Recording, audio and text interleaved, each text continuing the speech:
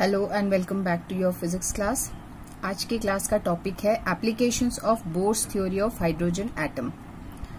अब तक यूनिट 8 मतलब एटम्स और न्यूक्लियाई में हमने रदरफोर्ड मॉडल किया है और बोर्स मॉडल जिसमें पोस्टुलेट्स और लिमिटेशंस पढ़ चुके हैं, और अब स्टार्ट करेंगे हम एप्लीकेशंस। तो इसके एप्लीकेशंस में हमें बोर्स थ्योरी को यूज करके एक्सप्रेशंस फाइंड करना है for radius of orbit and Bohr's radius. मतलब जब इलेक्ट्रॉन रिवॉल्व करता है डिफरेंट ऑर्बिट में, तो वो उस ऑर्बिट का रेडियस क्या है वो बोर्स थ्योरी को यूज करके कैलकुलेट करेंगे।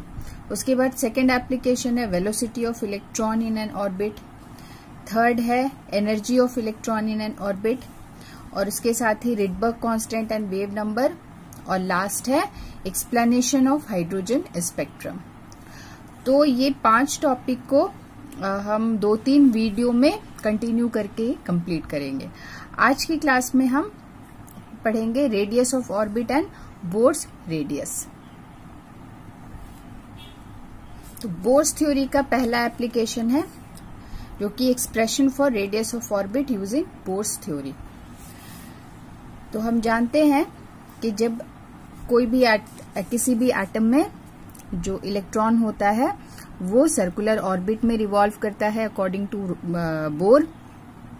तो हम यहाँ पे कोई एक हाइड्रोजन लाइक एटम का मतलब है कि जिसमें एक इलेक्ट्रॉन होगा ऑर्बिट में और न्यूक्लियस में कुछ चार्ज होगा, पॉजिटिव चार्ज होगा, और इलेक्ट्रॉन में नेगेटिव चार्ज होगा। तो हमने यहाँ पे एक हाइड्रोजन लाइक एटम कंसीडर किया है जिसमें एक इलेक्ट्रॉन रिवॉल्व कर रहा है ऑर्बिट में, जिसका रेडियस है r, और उस एटम का एटॉमिक नंबर है Z एटॉमिक नंबर है। तो जो न्यूक्लियस में चार्ज होता है वो पॉजिटिव होता है, और एक जो पॉजिटिव चार्ज है मतलब प्रोटॉन में जो चार्ज होता है वो +E होता है और इलेक्ट्रॉन में -E। तो अगर Z नंबर ऑफ प्रोटॉन्स है तो टोटल जो चार्ज होगा न्यूक्लियस में वो ZE होगा। R है रेडियस, V है velocity of electron in orbit, M है मास और E है इलेक्ट्रॉन पे charge. So we have considered a hydrogen or hydrogen-like atom consists of positively charged nucleus and one electron revolving in stable orbit around the nucleus. So let Z is atomic number of the element, then Ze क्या हो जाएगा, that is charge on the nucleus, where E is charge on electron. M is mass of electron, V is velocity of electron in orbit and R is radius of orbit. तो हम जानते हैं कि जब भी इलेक्ट्रॉन रिवॉल्व करता है circular orbit में तो इस पे जो सेंट्रीपिटल फोर्स होता है that is equal to the Coulomb force between nucleus and the electron. Coulomb force of attraction का मतलब इसमें पॉजिटिव चार्ज है, इलेक्ट्रॉन में नेगेटिव चार्ज है, तो दोनों के बीच कूलॉम्ब फोर्स ऑफ अट्रैक्शन होगा जो कि डिपेंड करता है चार्ज पे और डिस्टेंस पे। तो वो Coulomb force will be equal to centripetal force, और सेंट्रीपिटल फोर्स डिपेंड करता है रेडियस, मास और वेलोसिटी पे। तो according to Bohr this is centripetal force is equal to Coulomb force. Centripetal force है mv²/r, और सेंट्रीपिटल फोर्स हम लिखते हैं कूलॉम्ब फोर्स लिखते हैं as 1.4 pi epsilon not q1 q2/r², जहां पर q1 q2 है चार्ज, दो पॉइंट चार्जेस, और r है दोनों पॉइंट चार्जेस के बीच का डिस्टेंस। तो यहाँ पर एक पॉइंट चार्ज है न्यूक्लियस जिसमें चार्ज है Ze, और दूसरा पॉइंट चार्ज है इलेक्ट्रॉन जिसमें चार्ज है ओनली E।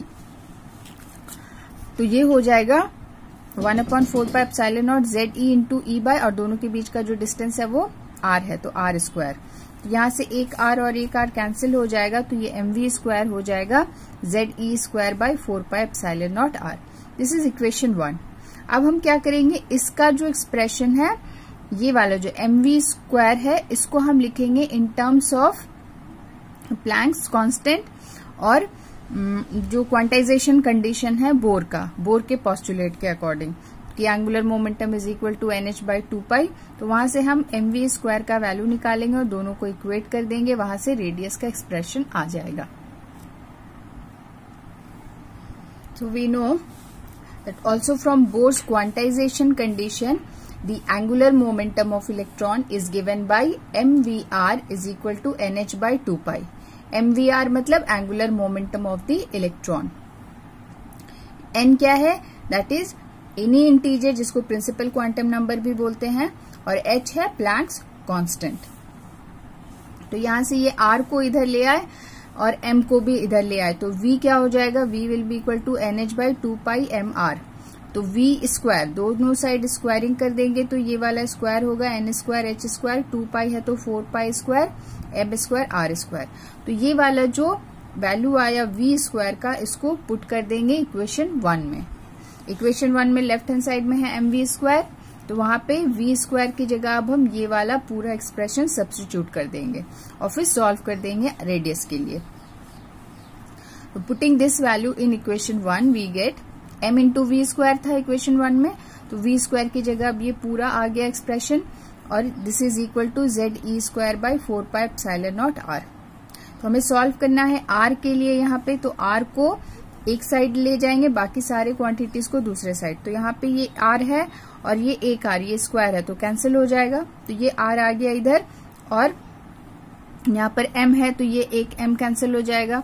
यहाँ पे ये 4 पाई है तो 4 पाई, और ये पाई स्क्वायर है तो ये कैंसिल होगा, तो बचेगा पाई और सिर्फ m, n square h square ऐसे ही रहेगा, और ये e स्क्वायर है इधर आ जाएगा, z भी इधर आ जाएगा, और यहाँ पे क्या बचा? r by epsilon not. तो अब हम r बाय एप्सिलॉन नॉट को इधर ले आएंगे तो क्या मिलेगा? This will be equal to n square h square epsilon naught pi z e square m. इसको इस तरह से लिखने का रीजन क्या है कि ये ब्रैकेट के अंदर जितना भी टर्म है ये कांस्टेंट है. h भी प्लैंक्स कांस्टेंट, इसका वैल्यू कांस्टेंट, यूनिवर्सल कांस्टेंट है, एप्सिलॉन नॉट भी कांस्टेंट है, पाई भी कांस्टेंट है, और z किसी भी एटम के लिए जो z है वो एटॉमिक नंबर वो भी कांस्टेंट होता है. For a given atom E is charge on electron, m is mass of electron. तो ये जो पूरा टर्म है कांस्टेंट है. n क्या है? That is principal quantum number, मतलब ऑर्बिट का जो नंबर है. तो इस इक्वेशन से ये हमें क्या दिखता है कि r is proportional to n square, क्योंकि ये टर्म कांस्टेंट है.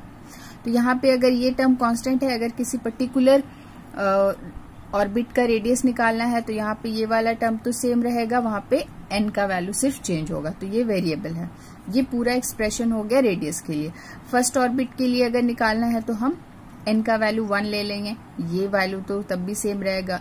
सेकेंड ऑर्बिट का रेडियस निकालना है तो n का वैल्यू 2 हो जाएगा. इसी तरह से थर्ड ऑर्बिट का रेडियस निकालना है तो 3 हो जाएगा, and so on. So this is the expression for nth orbit of an atom. This equation also shows that r is proportional to n square.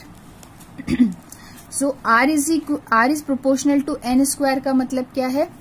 तो फर्स्ट ऑर्बिट के लिए 1 हो गया, सेकेंड ऑर्बिट के लिए n का वैल्यू 2, थर्ड ऑर्बिट के लिए 3, एंड सो ऑन. तो यहाँ पे क्या होगा? फर्स्ट ऑर्बिट के लिए अगर मान लो कुछ कांस्टेंट है k और n का वैल्यू 1 आया तो 1k हो गया. सेकेंड ऑर्बिट के लिए 2 हो जाएगा, तो 2 का स्क्वायर करेंगे तो ये हो जाएगा 4k. थर्ड ऑर्बिट के लिए 9k, 16k फोर्थ ऑर्बिट के लिए, एंड सो ऑन. तो ये किस रेशियो में इंक्रीज कर रहा है? पहले का फर्स्ट है 1 अगर है तो सेकंड का 4 हो जाएगा, थर्ड का 9 हो जाएगा, और फोर्थ का 16 हो जाएगा, और इस रेशियो में. मतलब जो ऑर्बिट है वो इक्वली स्पेस नहीं है. तो इसका मतलब क्या हुआ कि अगर since n is equal to 1, 2, 3 and so on, so it means that the radii of allowed orbits increases in this ratio of 1:4:9:16 and so on from the first orbit. तो यहाँ पर ये आपका एक क्वेश्चन कंप्लीट होता है. एक इसमें लॉन्ग मतलब के जो 3 मार्क्स वाला क्वेश्चन है उसमें ये वाला क्वेश्चन आता है कि using Bohr's theory find the expression for radius of orbit, या फिर that show that the radius of orbit in an atom increases in this ratio. तो आपको यहाँ पे ये वाला एक्सप्रेशन पूरा फाइंड करना है और यहाँ पे शो कर देना है कि r is proportional to n square, और n स्क्वायर है, n का वैल्यू 1, 2, 3 है, इसलिए इस रेशियो में इंक्रीज होगा. ओके. इसके बाद इसी में एक और छोटा क्वेश्चन है जो न्यूमेरिकल में भी आता है और 2 मार्क्स में भी पूछता है, दैट इज बोर्स रेडियस। तो बोर्स रेडियस हम इसी एक्सप्रेशन से फाइंड करेंगे। बोर्स रेडियस जिसको इन जनरल R0 से डिनोट करते हैं। तो फ्रॉम इक्वेशन 3 वी हैव जो रेडियस है उसका एक्सप्रेशन है n² एंड दिस कांस्टेंट। तो अगर हम इसमें हाइड्रोजन एटम के लिए ये रेडियस फाइंड करेंगे तो हाइड्रोजन एटम में किस ऑर्बिट के लिए, हाइड्रोजन एटम के सपोज फर्स्ट ऑर्बिट के लिए फाइंड करें तो हाइड्रोजन एटम में ये क्या हो जाएगा, Z इज एटॉमिक नंबर 1 हो जाएगा और फर्स्ट ऑर्बिट के लिए क्या हो जाएगा, n will be equal to 1। तो जो हाइड्रोजन एटम में फर्स्ट ऑर्बिट का जो रेडियस होता है उसी को बोलते हैं बोर्स रेडियस, मतलब जो ग्राउंड स्टेट में जब होगा तब जो रेडियस होगा। तो ये वाला R को हम डिनोट करते हैं R0 से, मतलब हाइड्रोजन एटम के फर्स्ट ऑर्बिट के लिए जो रेडियस आया दैट इज R0। तो यहाँ पे हम n का वैल्यू 1 और z का वैल्यू 1 रखें तो R0 will be equal to h² epsilon naught pi e² m। अब इसके बाद ये वाला क्या है, ये सारे नोन वैल्यूज है, मतलब ये स्टैंडर्ड वैल्यूज है। हम सबका वैल्यू अगर यहाँ पे रख के कैलकुलेट करेंगे तो R0 का कुछ वैल्यू आएगा। तो हम जानते हैं जो h है प्लैंक्स कांस्टेंट उसका वैल्यू होता है 6.62 into 10⁻⁻34 joule second. Epsilon naught है परमिटिविटी ऑफ फ्री स्पेस और इसका होता है 8.85 इंटू 10⁻12 कूलम स्क्वायर पर न्यूटन पर metre square. Mass of electron that is 9.1 into 10⁻31 kg और E है charge on electron that is 1.6 into 10⁻19 coulomb. ये वैल्यूज आपको याद होने चाहिए क्योंकि ये वेल नोन कांस्टेंट है। तो putting all these values in this expression we get, अगर आप चेक कर सकते हैं कैलकुलेट करके, we will get 0.53 angstrom. Angstrom का मतलब हुआ 10⁻10 मीटर। तो ये वाला जो वैल्यू आया this is called Bohr's radius. तो ये ऑब्जेक्टिव में भी पूछता है व्हाट इज बोर्स रेडियस, तो ये वाला जो वैल्यू आएगा ये इसको आपको याद रखना है दैट इज 0.53 एंगस्ट्रॉम। तो यहाँ पर ये एक और क्वेश्चन कंप्लीट हुआ। अब इसके बाद आते हैं न्यूमेरिकल पार्ट। इसमें बहुत सिंपल से एक न्यूमेरिकल पूछता है दैट इज कि अगर फर्स्ट ऑर्बिट या फिर बोर्स रेडियस दिया है तो फर्स्ट ऑर्बिट का रेडियस ये है तो लिथियम या फिर हीलियम आयन या लिथियम आयन या हाइड्रोजन में सेकेंड थर्ड ऑर्बिट का रेडियस क्या होगा, इस तरह से क्वेश्चन आता है। तो यहाँ पर बस एक ट्रिक है दैट इज इसको नोट डाउन कर लें, दैट इज कि since R is proportional to n² तो फर्स्ट ऑर्बिट के लिए n1 हो गया। अब सेकेंड और थर्ड ऑर्बिट के लिए किसी के लिए भी रेडियस निकालना है तो उसका वैल्यू रख देंगे। थर्ड ऑर्बिट के लिए n का वैल्यू 2, सेकेंड ऑर्बिट के लिए थर्ड ऑर्बिट के लिए 3, सेकेंड ऑर्बिट के लिए 2 एंड सो ऑन, इस तरह से करके और इससे मल्टीप्लाई कर देंगे। दैट इज सो फॉर ये since R is proportional to n² so radius of second orbit will be equal to, second orbit है तो n का वैल्यू 2 का स्क्वायर R0 से मल्टीप्लाई कर देंगे वेर R0 इज 0.53 एंगस्ट्रॉम। तो ये हो जाएगा 4 इंटू 0.53 एंगस्ट्रॉम। इसको कैलकुलेट करके जितना भी आया that will be the answer. उसके बाद अगर थर्ड ऑर्बिट का रेडियस निकालना है तो 3 स्क्वायर R0 मतलब 9 इंटू 0.53 एंगस्ट्रॉम। तो इस तरह से किसी भी ऑर्बिट का रेडियस अगर फाइंड करने को कहे और उसमें आपको फर्स्ट ऑर्बिट का रेडियस दिया है तो हम ये वाला जो वैल्यू है यूज करके हम फाइंड कर सकते हैं। तो ये वाला एक क्वेश्चन जो है न्यूमेरिकल में बहुत पूछता है और उसके अलावा जो थ्योरेटिकल क्वेश्चंस है वो आपको बता ही चुके हैं। तो ये पार्ट हुआ रेडियस से रिलेटेड।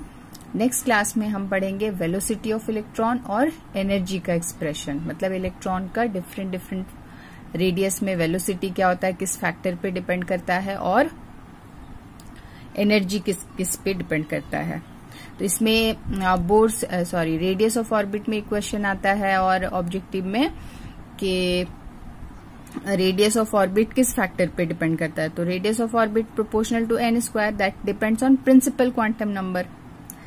तो इस पे ऑब्जेक्टिव क्वेश्चन आपको सेपरेटली फिर एग्जाम से पहले प्रैक्टिस कराया जाएगा। तो अभी पहले आप थ्योरी कंप्लीट कर लें। तो आज के क्लास में इतना ही है। Thank you.